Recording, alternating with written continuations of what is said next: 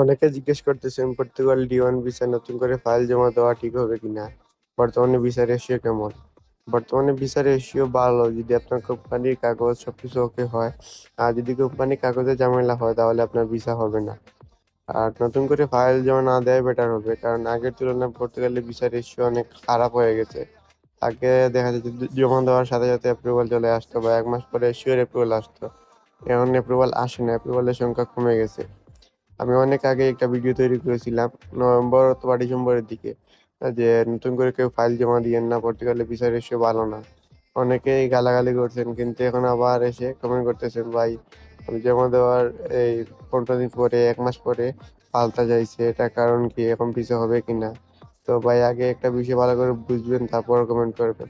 আমি কিছু ইনফরমেশন পাইছি বলে আপনাদেরকে এই কথা বলেছিলাম, বাট এখন আবার বলতেছি নতুন করে কেউ ফাইল সাবমিট করবেন না। আর যদি সাবমিট করেন তাহলে আপনার বিশ্বস্ত এজেন্ট দিয়ে ফাইল সাবমিট করা হবে।